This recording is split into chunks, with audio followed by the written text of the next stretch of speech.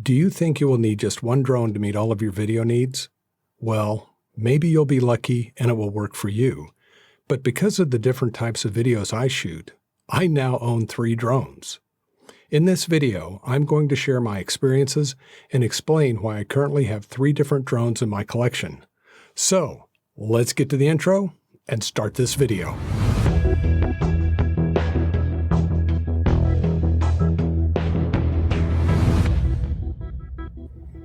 Hi, this is Bill the Techno Gypsy. Drones have become a necessary tool for the video creator who wants to add a little something extra to a production. Yes, like any other tool, they can be overused and quickly lose the viewer's attention, but they also allow you to add a creative flair to your content. The judicious choice as to how much drone footage and where it goes in your video is determined by the creativity of the individual creator. This is how I look at shooting drone footage for a video. I see drones as just another tool in the tool belt for creators to express themselves. So far, my drone collection is comprised of these 3 drones. The first one is the iconic Phantom 4 Pro version 2. This one is the Mavic Air 2, and this little one is the Mavic Mini. In this video, I'm going to go over the capabilities of each of these drones and where they fit in my video production environment. So, where do they fit? I look at drones in the same way I look at lenses. Each lens has a purpose and excels in a specific area. For my DSLR cameras, I have the Canon Trilogy. The 16 to 35mm f2.8, the 24 to 70mm f2.8, and the 70 to 210 f2.8 zoom lenses. Each of these lenses fits a specific shooting environment based on the mood and look I want to achieve. In the same way, each of my drones has a purpose and excels in a specific area. Before I get into the capabilities and use of each of my drones, I want to share my growth path in becoming a drone pilot. I have been fascinated with these things since they first came on the market. Like many other technologies, I didn't get involved at the very beginning. They looked pretty neat, but seemed a little esoteric to me. My first drone was this Mavic Mini. After a few flights and learning as much as I could about them, I was hooked. I realized the possibilities of integrating drones into my arsenal of camera gear.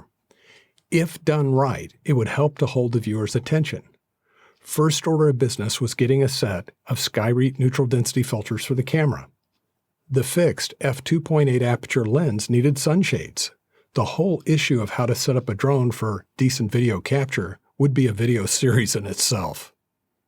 I will share with you that the first 2 things I do when starting to shoot drone footage is measure the color temperature and exposure level. The Mavic Mini turned out to be both a blessing and a curse. It is a very easy drone to learn to fly. It can easily be flown both indoors and outdoors. I came across the hack of putting gaffer tape across these sensors that defeats the ground sensing. This lets you fly over multiple height objects without having the drone automatically rise in altitude. Think of flying over your coffee table in the living room. The curse part of the Mavic Mini is that it has no obstacle avoidance besides the optical ground sensor. When I first flew my Phantom 4 Pro, I tried to fly it just like I did my Mavic Mini.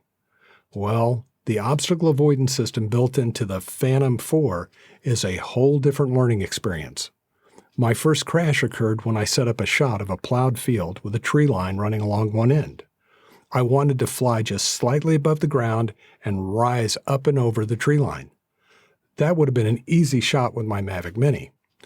Well, the obstacle avoidance system on the Phantom 4 took over and the drone ended up in the top of the trees. It got caught in the branches, fell down in a ditch, and destroyed the gimbal and camera. In my hubris, I ended up making a video of the crash analysis. I did not agree with DJI's conclusion of pilot error, but I now realize that it was my fault. I was not aware that when the obstacle avoidance system triggers, it takes over the controls of the drone. The drone will try to figure out how to get away from the obstacle and will attempt to gain altitude. This all occurs while the drone is locking out your control movements on the joysticks. There is a way around this that I will discuss later. Let's start with the biggest drone in my collection. I know some of you might be saying this is an old school drone and that there are much better drones out there in the market. Well, maybe, but I happen to already own this bad boy. As I stated earlier, I have crashed this drone once and had it replaced by DJI Care. I now realize that my pilot error was a result of jumping from the Mavic Mini right to this drone and not understanding the differences. A little bit of hubris may have also been involved. A word of warning to other pilots out there moving up from a Mini. Understand how the obstacle sensing and avoidance systems work on these higher-end drones. The Phantom 4 Pro is still a very capable drone. The main reason I bought this over either the Mavic 2 Pro or Zoom was the mechanical shutter. The mechanical shutter eliminates rolling shutter distortion, which can occur when you are shooting video of a fast-moving object. The Phantom 4 was also the only DJI drone that shot 4K at 60 FPS, at least until the Mavic Air 2 came along. The lens is a 24mm equivalent with an adjustable aperture from f2.8 to f11. Another feature of the Phantom 4 is the selectable aspect ratio. It can be set to either 3:2, 4:3, or 16:9. The large 1-inch camera sensor, along with the mechanical shutter, gives me high-quality 4K video.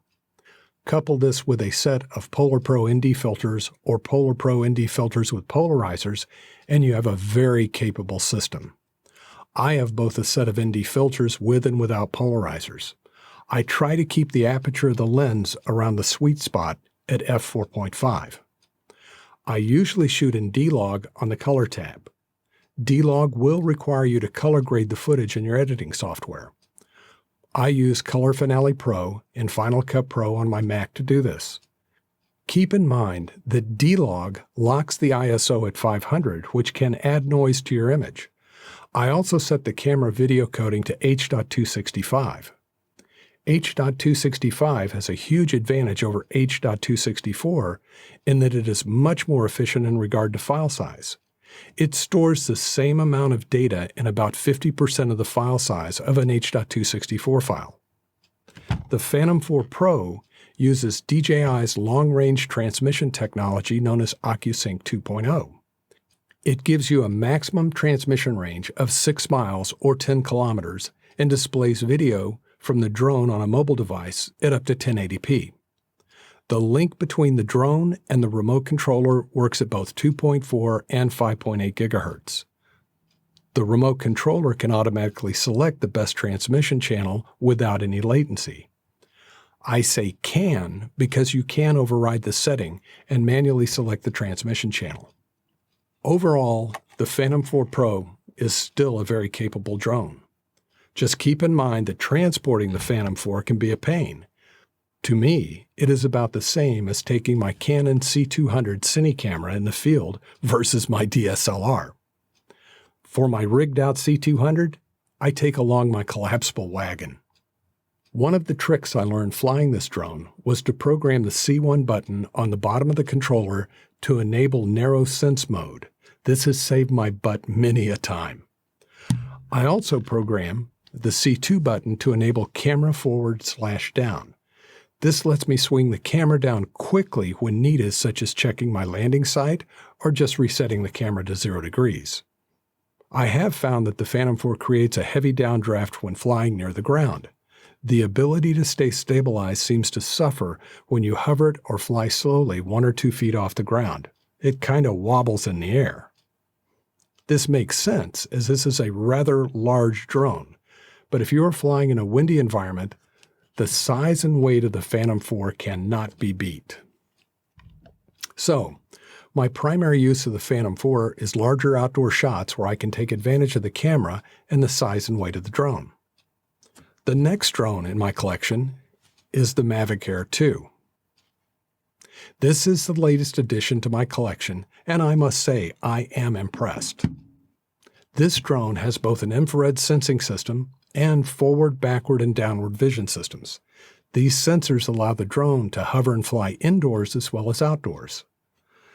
The lens is a 24mm equivalent with a fixed aperture f2.8. The camera has a half-inch CMOS sensor and can shoot up to 4K at 60 FPS video and take 48 megapixel photos. The fixed aperture forces the camera or user to adjust ISO and shutter speed to set the correct exposure. A set of Polar Pro ND filters or Polar Pro ND filters with polarizers is required to give you the highest quality video. Keep in mind the exposure triangle from photography. It has 3 elements: aperture or f-stop, ISO or film speed, and shutter speed. On the Air 2, the aperture is fixed at f2.8, so only the ISO and shutter speed can be adjusted. Normally, you want the lowest ISO so you won't get a lot of grain or noise in your video. This leaves you with adjusting the shutter speed. The differences between a fast or slow shutter speed is dependent upon the look you are going after in your footage. A higher shutter speed will give you a cleaner look, but it may not be what you really want. A shutter speed somewhere around 2 times the FPS gives you a little motion blur. This is why you need a set of ND filters. Don't get confused by the various numbers on the neutral density filters. A ND filter allows you to shoot with the fixed aperture f2.8 lens in bright sunlight without overexposing. A ND4 Polar Pro filter gives you 2 stops. ND8 gives you 3 stops, and ND16 gives you 4 stops. The addition of the polarizer lets you increase saturation and eliminate most of the reflections from things like glass and water. Here's a general guide. ND4 for sunrise or sunset, ND8 for partly cloudy skies, and a ND16 for midday mild sun. For very bright sun, you can go up to an ND32 or ND64. The 4K at 60 FPS is something that, prior to the Air 2, forced me to use my bigger Phantom 4 Pro. Another feature my Phantom 4 doesn't have is the ability to shoot at 240 FPS at 1080p. The 1080p is pretty grainy and aliased if you're not shooting in ideal lighting conditions. Another big improvement is the HDR video capability. You might be tempted to shoot an HDR video all the time, but I have found that it is best suited for high contrast scenarios with bright highlights and dark shadows. Preserving the highlights and shadows, giving you high dynamic range, is a reason to shoot in HDR mode. Keep in mind that HDR mode puts the camera into auto mode. This means you cannot adjust the shutter speed or ISO. You can adjust the exposure or EV value, but the other settings are automatically chosen for you. This mode works great if you like to shoot and immediately post your footage online without any editing. To get the best video out of this drone, you're going to want to shoot normal video with manual camera settings. Use the Decentralized color profile if you intend to color grade your footage. The interesting thing about Decentralized is that it isn't a completely desaturated color profile like log. It looks more like a hybrid between log and normal, so it's easier to color grade. But you still get more room to edit the footage. The Air 2 does have OcuSync 2.0, just like the higher-end drones in the DJI fleet. It is a very capable drone and is a lot of fun to fly. I use it when I don't want to carry my Phantom 4 Pro out in the field and for traveling. It is also great for high-quality shots indoors. Currently, the last drone in my collection is the Mavic Mini. This is my go-to drone for shooting footage in tight spaces. It weighs only 249 grams and is below the threshold for registering with the FAA. I went ahead and registered mine with the FAA. The only sensors in the Mini is the vision center on the bottom. When needed, I cover this sensor with a small piece of gaff tape to keep the drone from gaining altitude when I don't want it to. The lens is a 24mm equivalent and has a fixed aperture of f2.8. As with the Air 2, you can adjust the ISO and shutter speed. I have a set of SkyRead filters for this little guy. The set comes with ND8, ND16, ND32, ND64, UV, and a polarizer. I also have the DJI carry bag that makes this drone extremely portable. The maximum video resolution is 2.7K at 25 or 30 FPS. It can shoot 60 FPS, but only in full HD mode. Keep in mind that most YouTube videos are recorded at 1080p. This means you can shoot at 2.7K and still crop the footage as needed. Also, the original Mini does not have OcuSync 2.0. It uses standard Wi-Fi for the signal path. The newer Mini 2 does have OcuSync 2.0 and a camera that can do 4K at 30 FPS. I hope you have found this video informative and interesting. If so, please subscribe to my channel and give me a like. This is Bill the Techno Gypsy saying 7-3 and God bless.